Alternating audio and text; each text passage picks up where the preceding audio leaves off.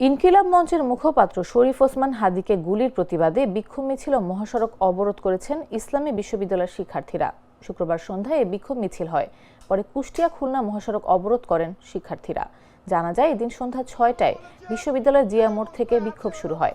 মিছিল নিয়ে ক্যাম্পাসের বিভিন্ন সড়ক প্রদক্ষিণ শেষে বিশ্ববিদ্যালয়ের প্রধান ফটক সংলগ্ন খুলনা কুষ্টিয়া মহাসড়ক অবরোধ করেন শিক্ষার্থীরা।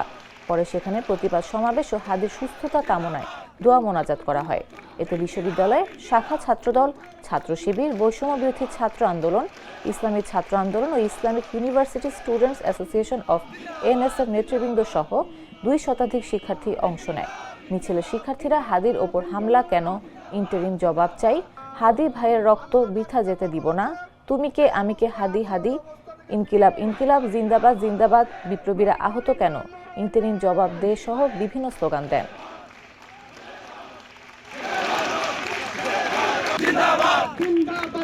আজকে ওসমান হাদি ভাইয়ের উপর আক্রমণকে যদি আপনারা বিচ্ছিন্নভাবে নেন, তাহলে আমরা যদি বিচ্ছিন্নভাবে নেই, তাহলে আমরা বিশাল বড় ভুল করে ফেলবো। আপনারা জানেন, ওসমান হাদির উপরে যে হত্যার উদ্দেশ্যে যে হামলা, সেটি আজকে শুরু হয়নি। এই জুলাই যোদ্ধাদের উপরে হামলা প্রথম শুরু হয়েছিল ইন্টারিম যখন আপনার ক্ষমতা নেয়, তারপর পরে সর্বশেষ হাদি ভাইয়ের আগে চট্টগ্রামের আমাদের জুলাই যোদ্ধা আহমেদ এবং তারও বেবি আগে বরিশালের বাবুগঞ্জে জুলাইয়ের অগ্রসেনানী ফুয়াদ ভাইয়ের উপরে হামলা হয়েছে, তাকে লাঞ্ছনা করা হয়েছে। সংগ্রামী সহযোদ্ধা বন্ধুগণ, আমরা যদি একটি ঘটনার সাথে আরেকটি ঘটনা যদি মিলাতে চাই, তাহলে আমরা দেখতে পাই এই জুলাইকে ঘিরে এই